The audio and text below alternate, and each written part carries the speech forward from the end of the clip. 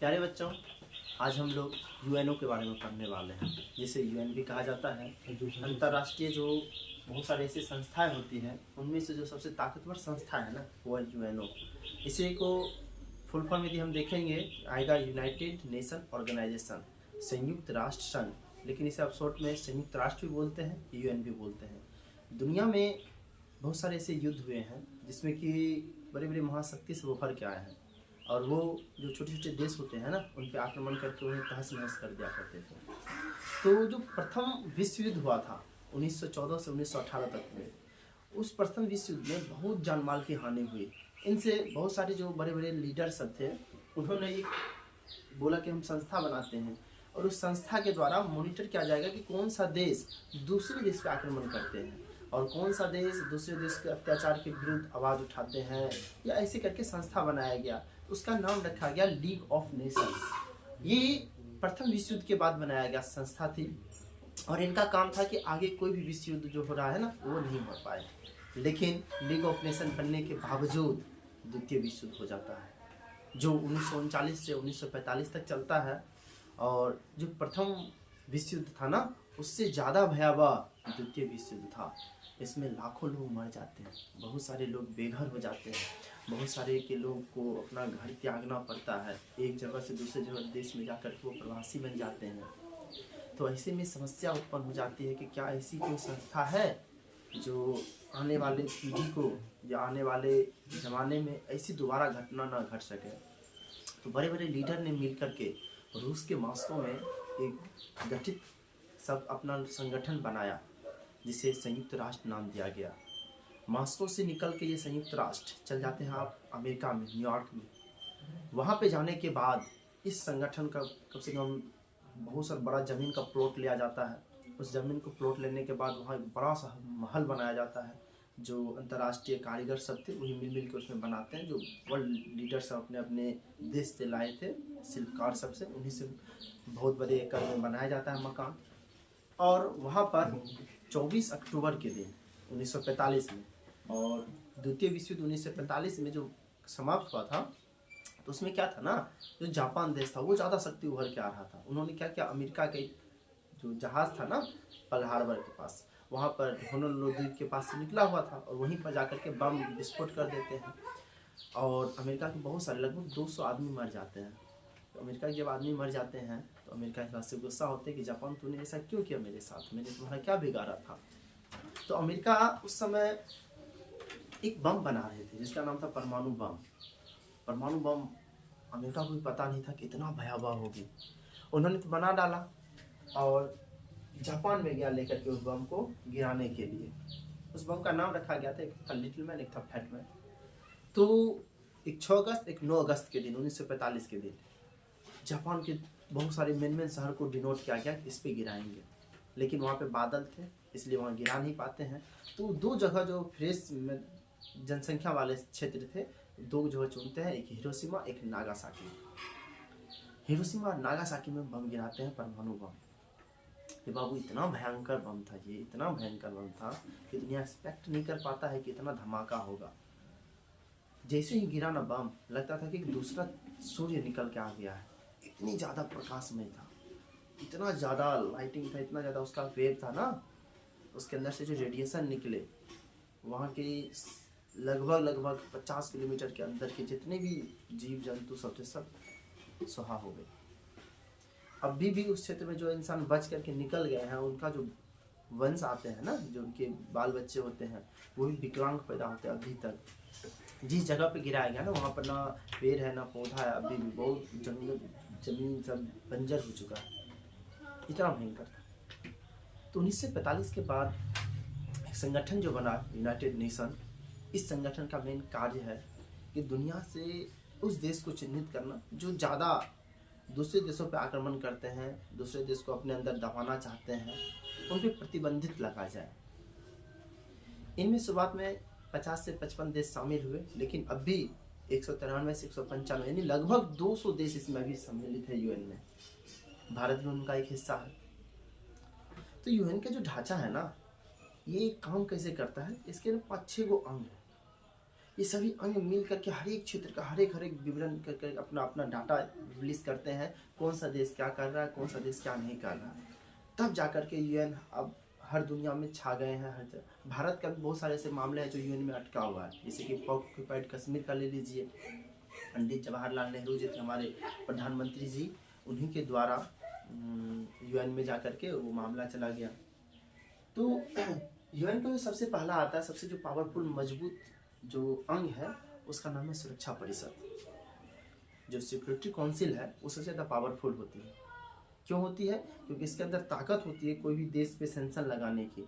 कोई भी देश है वो देश किस तरह से आयात निर्यात करते हैं, उससे कैसे प्रतिबंधित लगा सकते हैं, उस देश पे कोई जा सकते हैं नहीं जा सकते हैं, ये सभी के सभी सुरक्षा परिषद के पास पावर होती है।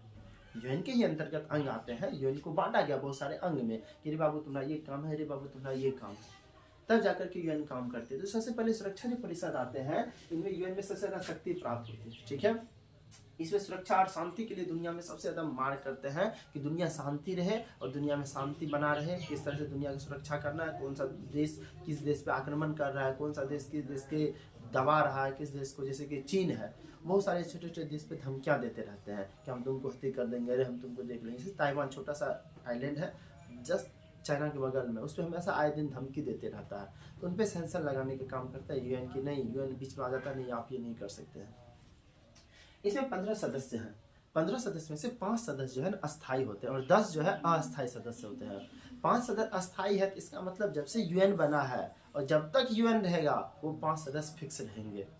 ठीक है, इनके पास एक विशेष अधिकार होता है, कोई वोट को हम मना कर सकते हैं, निषेधात्मक मत होते हैं इनके पास। कोई भी बल दे करके, कोई भी फोर्स लगा करके ये 5 सदस्य यदि मिल जाएंगे ना तो उसको निरस्त कर सकते हैं। जिसमें सबसे पहले आता है आपको संयुक्त राज्य अमेरिका, अमेरिका के बाद आता है ब्रिटेन, ब्रिटेन के बाद आता है आपको फ्रांस, फ्रांस के बाद आता है आपको चीन, रूस। ये 5 ऐसे देश है ना, यहाँ हमने लिख भी दिया है, अमेरिका, ब्रिटेन, रूस, फ्रांस और चीन। ये 5 ऐसे देश हैं जिनके पास एक विशेष अधिकार होता है किसी को भी वोट दे करके हम, ये 5 यदि किसी को वोट दे दिया तो वो बिल पास हो जाएगा। यदि ये 5 किसी को वोट नहीं दिया या इनमें से एक भी सदस्य वोट नहीं दिया वो बिल पास नहीं होगा। ऐसे वोट को हम लोग वीटो कहते हैं, यानी इस 5 के पास वीटो देने का अधिकार होता है। ठीक है, तो 15 में से अब मान लीजिए 5 दे दिया वोट और हमको फिर 4 भी और सदस्य, 15 सदस्य में से जो 10 सदस्य हैं उनमें से 4 हमको और मत चाहिए, यानी कि 15 में से 9 सदस्य सहमत है कोई भी बिल पर तो बिल आसानी से पास हो जाती है। 15 में से 9 सदस्य यदि सहमत नहीं है तो बिल पास नहीं होती है। तो सुरक्षा परिषद जो है इसका न्यूयॉर्क में बहुत बड़ा मकान है, उस मकान में इसका लगा हुआ है बड़ा सा सुरक्षा काउंसिल, उसी के अंतर्गत ये सभी काम होते रहते हैं। आए दिन इनकी मीटिंग होती है, हमेशा मीटिंग होती रहती है, कोई इमरजेंसी है तो उसमें और मीटिंग होती है। अब सुरक्षा परिषद के बाद जो सबसे ज़्यादा ताकतवर होती है वो होती है महासभा में। महासभा क्या है? सुरक्षा के बाद जो सुरक्षा परिषद उसके बाद महासभा में ज़्यादा शक्ति होती है। ये बहुत सारे सदस्य मिल करके ये महासभा बनती है और महासभा जो बनती है ना, सुरक्षा परिषद से ही इसमें चुना जाता है। जो सुरक्षा परिषद के व्यक्ति होते हैं उन्हीं को चुन करके महासभा में दिया जाता है, इस बात को ध्यान रखिएगा। इसके सदस्य किसके सदस्य? सुरक्षा परिषद के सदस्य मिलकर के महासभा बनाती है। इसका भी न्यायालय की जो संस्था है वो कहाँ है? न्यूयॉर्क में है। सितंबर महीना में इसका आयोजन किया जाता है। सितंबर महीना में महासभा बुलाई जाती है, हर एक देश इसमें भाग लेते हैं। लगभग 200 देश हैं, अपने अपने बातों रखते हैं, कहाँ पे क्या समस्या है, कहाँ पे क्या समस्या नहीं है, किस देश में क्या है, किस देश में क्या है, ये सभी के सभी इसमें बातचीत करते हैं। या कभी आपातकाल हो, यानी कोई घटना तुरंत घट जाते हैं, जैसे कोई देश है दूसरे देश पे हमला कर दिए, आपातकाल मीटिंग हो जाएगा तुरंत कि उस पर सेंसर लगाना है कि उस पर सेंसर लगाना है, कौन देश गलत कर रहा है, कौन देश का सही है, इस बात का इस पर मत किया जाता है महासभा। और किस देश पे सेंसर लगाना है उसके लिए 2/3 मत चाहिए ही चाहिए। लगभग कहने का 3 व्यक्ति है ना, तो उनमें से 2 व्यक्ति एग्री होना चाहिए तो बिल पास हो जाती है, उस पर सेंसर लग जाते हैं। तो हमने देखा सबसे पहले सुरक्षा परिषद, दूसरा हमने देखा महासभा। अब चलते हैं तीसरे की ओर। तीसरा जो है वह है आर्थिक और सामाजिक परिषद। वो क्या है? आर्थिक और सामाजिक परिषद। आर्थिक और सामाजिक परिषद में 54 सदस्य होते हैं। कितने सदस्य होते हैं? 54 सदस्य होते हैं।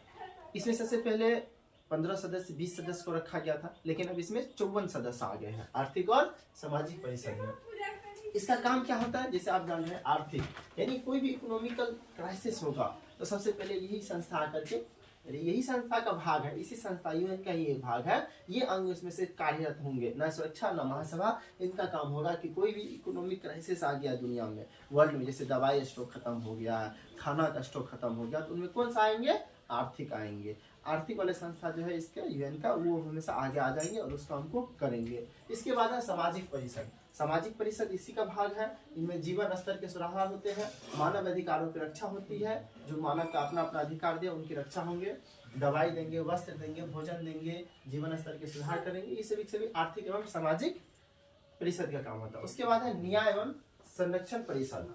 जैसे कि न्याय एवं संरक्षण परिषद जान लेते हैं, संरक्षित प्रदेशों की निरीक्षण। क्या है संरक्षण प्रदेशक? संरक्षित प्रदेशक का मतलब होता है निरीक्षण करना।